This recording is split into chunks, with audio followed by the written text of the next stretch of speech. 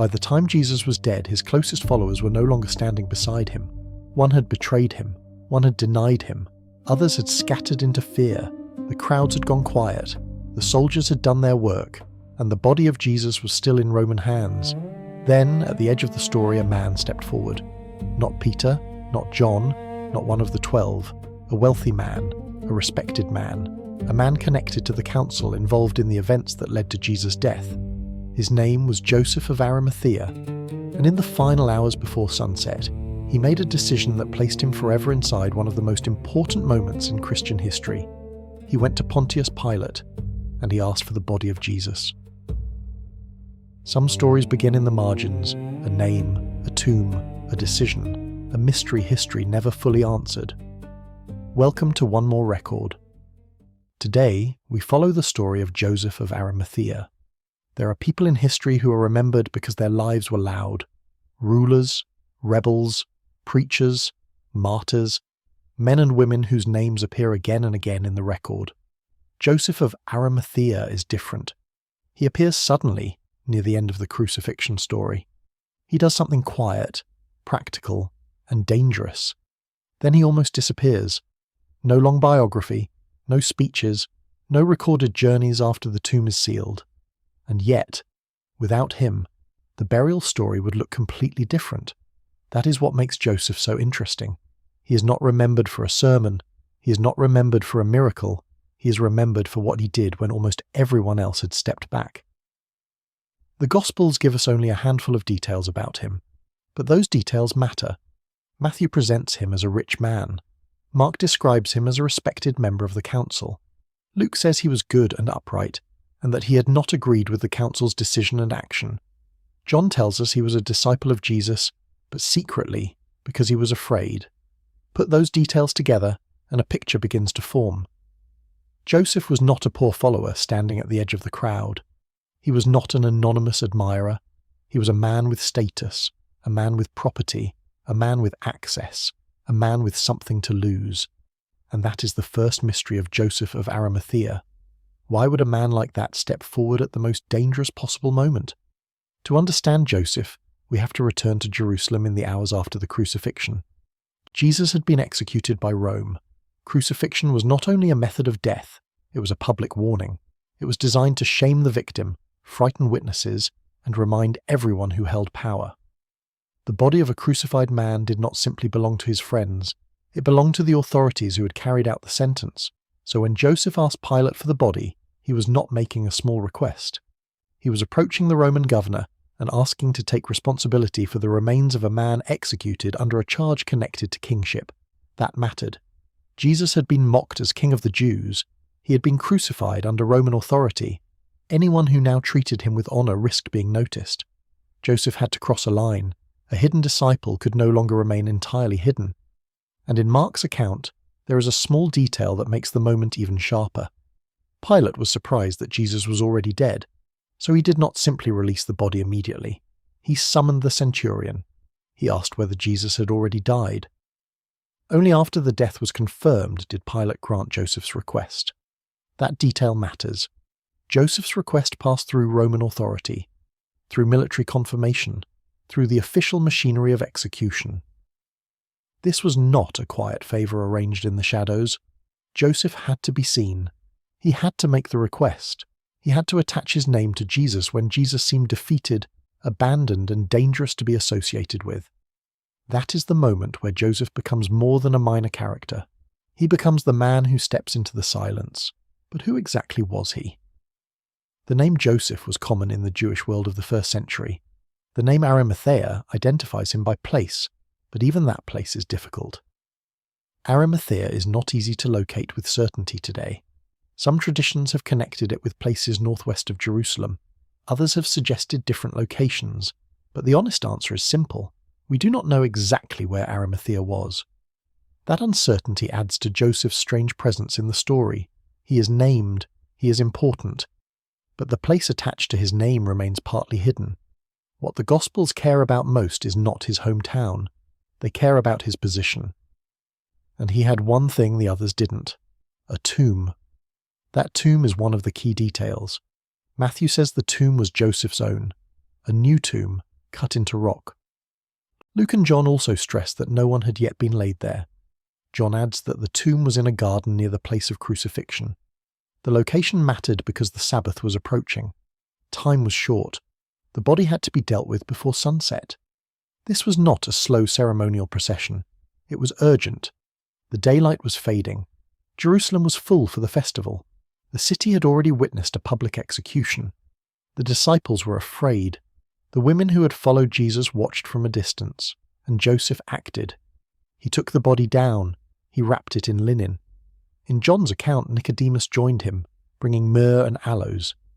Nicodemus is another figure who had come to Jesus quietly at night. That detail matters because Joseph and Nicodemus share something. Both appear connected to the world of status, learning, and religious authority. Both are cautious. Both seem drawn to Jesus without always standing openly beside him. And at the burial, both emerge from the shadows. That is one of the most powerful turns in the story. The public followers are hidden. The hidden followers become public. Joseph and Nicodemus do what the others cannot do. They handle the body. They provide dignity. They make sure Jesus is not left exposed. They place him in a tomb. Then a stone is rolled across the entrance, and Joseph walks away. That is where his biblical story nearly ends. For a man involved in such a central moment, the silence afterwards is remarkable. The Gospels do not tell us what Pilate thought of him after this. They do not tell us whether his peers turned against him. They do not tell us whether he joined the followers of Jesus openly. They do not tell us whether he remained in Jerusalem. They do not tell us how he died. Joseph appears, gives Jesus a grave, and vanishes. And because of that silence, later generations began to ask questions. What happened to him? Did he become part of the early Christian community? Was he punished? Did he leave Judea? Did he travel? Did he carry relics? Did he end his life in obscurity? The Bible does not answer, and when the Bible is silent, legend often begins to speak. Before we move into those legends, we need to pause on what can be known. The earliest and strongest part of Joseph's story is the burial itself. All four Gospels include him in connection with the burial of Jesus.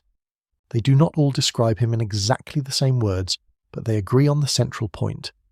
Joseph of Arimathea asked Pilate for the body and placed Jesus in a tomb. That agreement is why Joseph matters historically. He's not a later medieval invention placed into the story centuries afterwards. He belongs to the Gospel narratives themselves. But the Gospels are not modern biographies. They do not give us every detail we might want.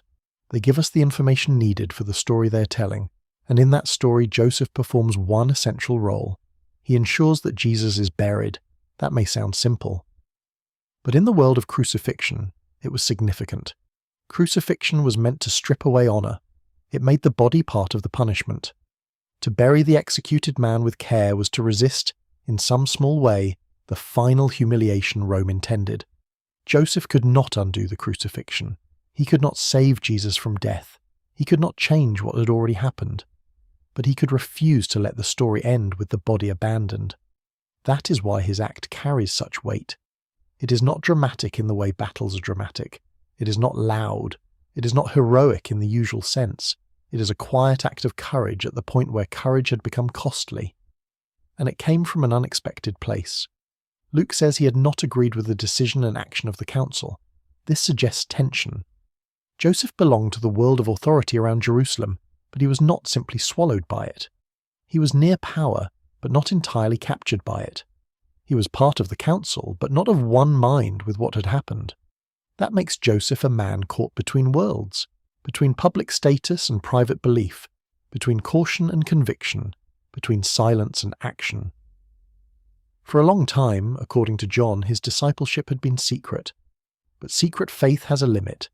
There comes a moment when belief must either remain hidden or become visible.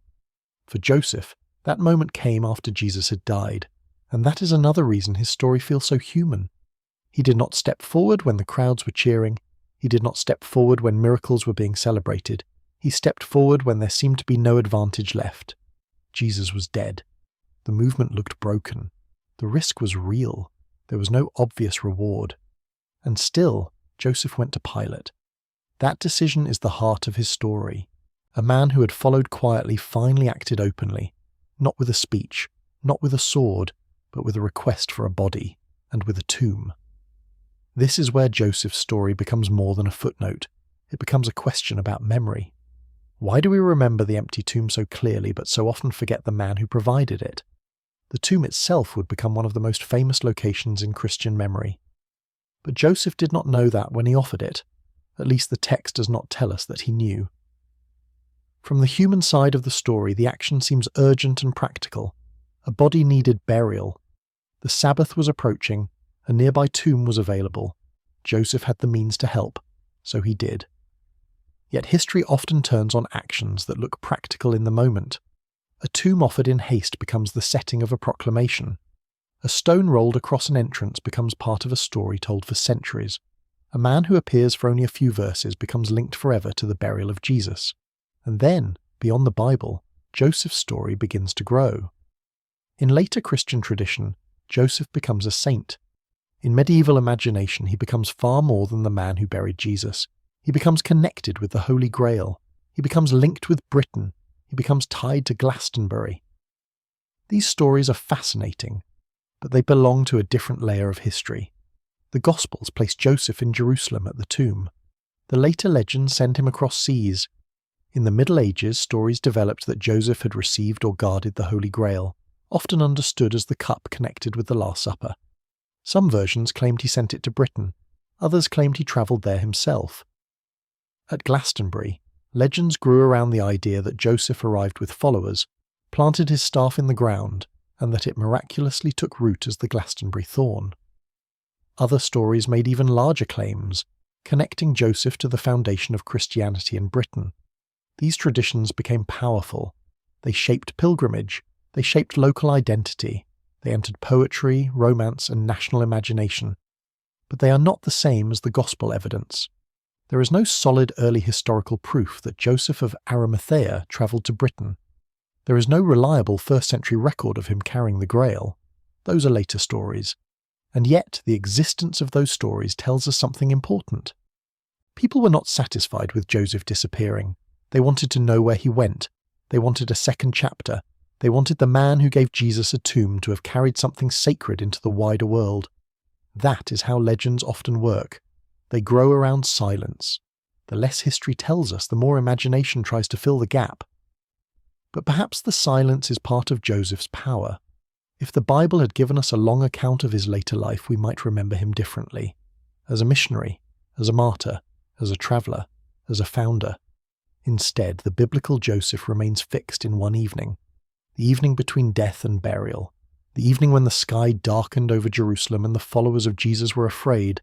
The evening when a council member walked into the presence of Rome and asked for the body of a crucified man. That is his record, and maybe that is enough. Because some lives are remembered through a single decision. A soldier opens a gate, a messenger carries a letter, a witness refuses to lie, a stranger offers shelter. Joseph offered a tomb. In a world obsessed with public greatness, Joseph's story is about hidden courage. He was not one of the famous disciples. He was not present in the stories most people remember from Galilee. He does not stand on the water with Peter.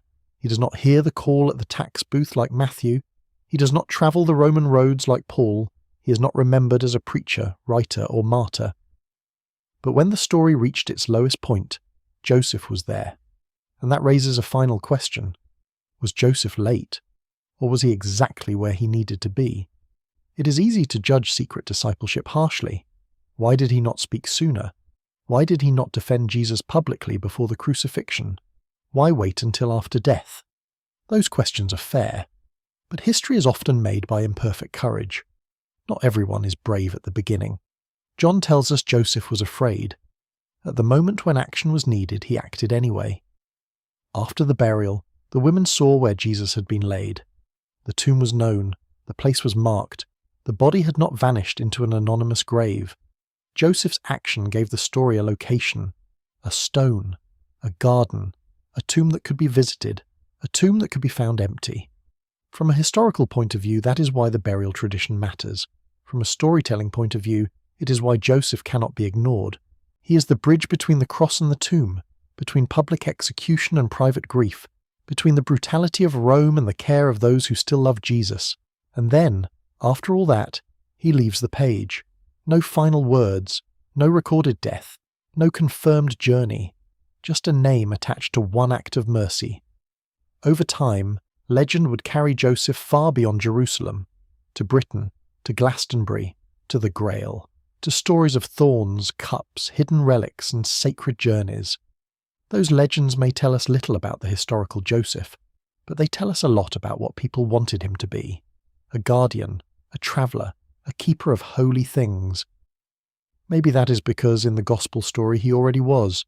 For one evening, Joseph of Arimathea became the keeper of what remained. He could not stop the sentence. He could not silence the crowd. He could not change what had happened at Golgotha. But he could give dignity where Rome had given shame. He could offer honour where others expected disgrace. He could provide a tomb when the followers of Jesus had no power to claim one. And maybe that is why Joseph's story still feels so human.